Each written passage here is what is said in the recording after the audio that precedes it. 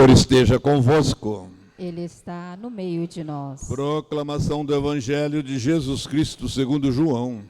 Glória a vós, Senhor. Naquele tempo, disse Jesus aos seus discípulos: não se perturbe o vosso coração. Tendes fé em Deus, tende fé em mim também. Na casa de meu Pai há muitas moradas. Se assim não fosse, eu vos teria dito: vou preparar um lugar para vós. E quando eu tiver ido preparar-vos o lugar, voltarei e vos levarei comigo, a fim de que, onde eu estiver, estejais também vós. E para onde eu vou, vós conheceis o caminho. Tomé disse a Jesus: Senhor, nós não sabemos para onde vais. Como podemos conhecer o caminho? Jesus respondeu: eu sou o caminho, a verdade e a vida. Ninguém vai ao Pai senão por mim. Se vós me conhecesses, conhecerias também o meu Pai. E desde agora o conheceis e o vistes. Disse Filipe: Senhor, mostra-nos o Pai, isso nos basta. Jesus respondeu: há tanto tempo estou convosco e não me conheceis, Filipe? Quem me viu, viu o Pai. Como é que tu dizes: mostra-nos o Pai? Não acreditas que estou no Pai e o Pai está em mim? A palavra que eu vos digo, não as digo por mim mesmo, mas é o Pai que, permanecendo em mim, realiza as suas obras. Acreditai-me, eu estou no Pai e o Pai está em mim. Acreditai ao menos por causa dessas mesmas obras. Em verdade eu vos digo: quem acredita em mim fará as obras que eu faço e fará ainda maiores do que estas, pois eu vou para o Pai. Palavra da salvação. Glória a vós, Senhor.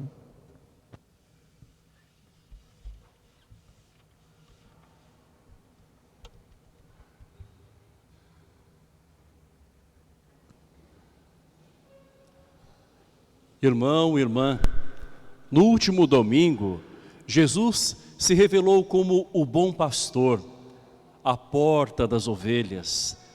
Hoje ele se apresenta a nós como o caminho, a verdade e a vida. Caminho, porque ele é o acesso ao Pai. Ninguém vai ao Pai senão por mim, diz Jesus. Verdade, porque ele nos mostra o plano do Pai, que é um projeto de amor na nossa vida. E vida, porque ele é nosso Salvador. Ele deu a própria vida em resgate da nossa. E ele também nos faz participar da sua vida divina. Caminho. Caminho lembra movimento. É um trajeto. É dinâmico, transição. Caminho não é estático, não é algo sem ação, é algo que tem que ser percorrido.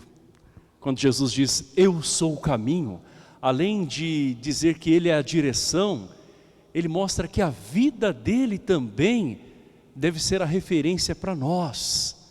Então, segui-lo, imitá-lo. É nesse sentido que Jesus é caminho.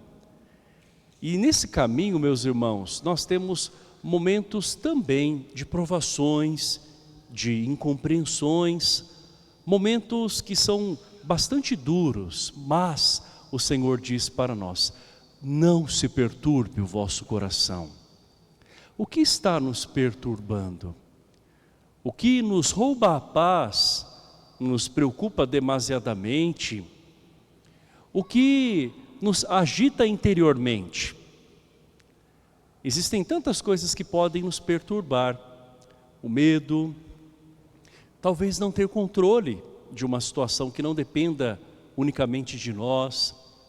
Então tem muitas coisas que talvez nos perturbem e que são exteriores, a nós e nós nos sentimos afetados.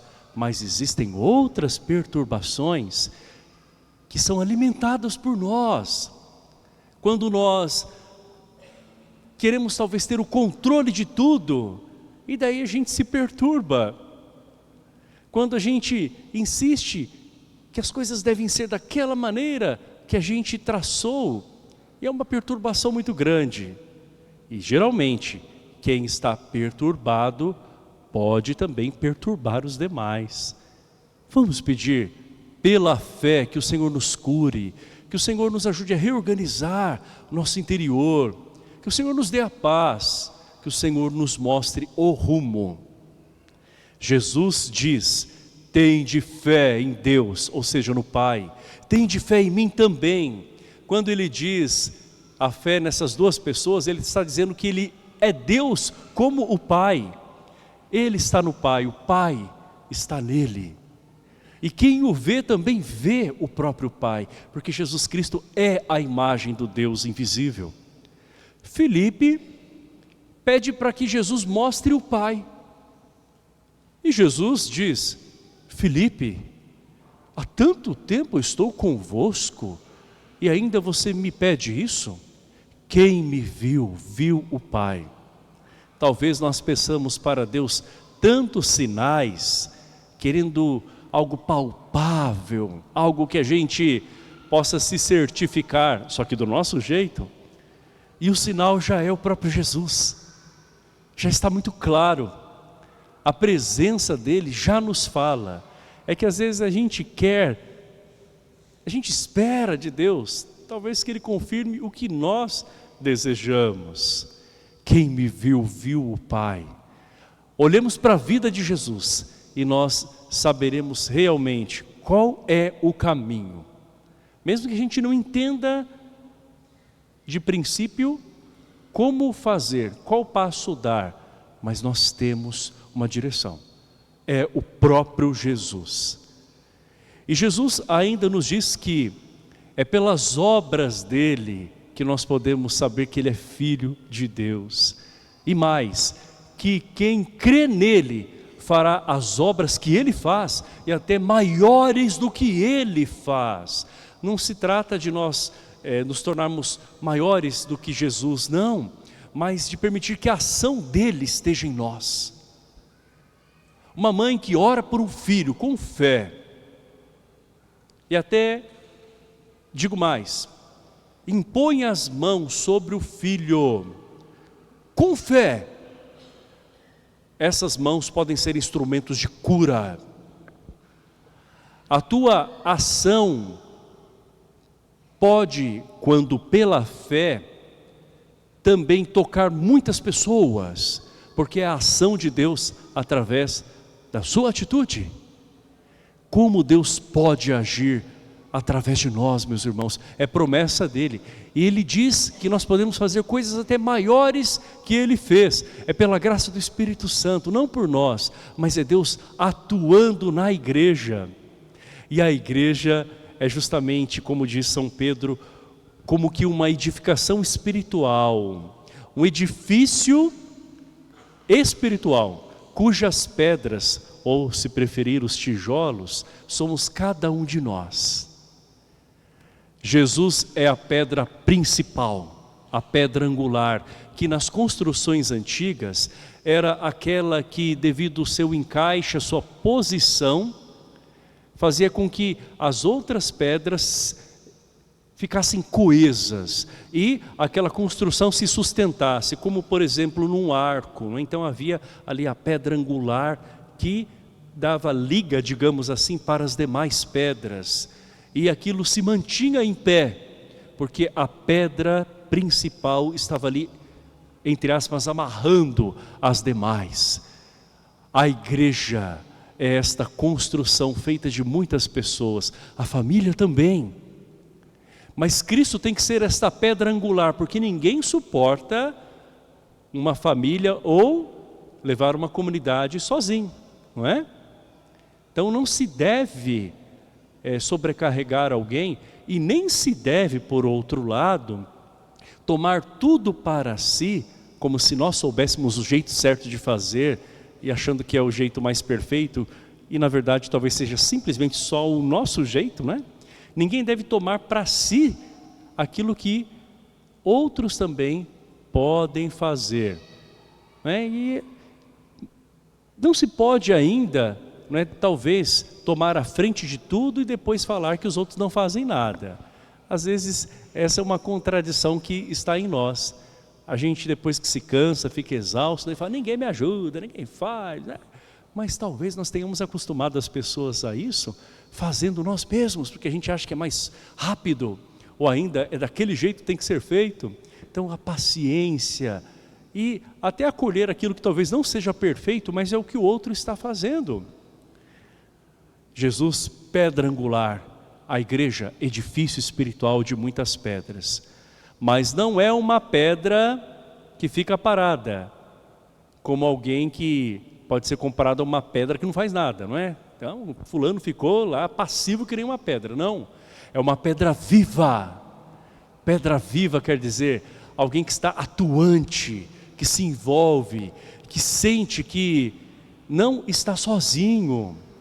A igreja é assim desde os primórdios.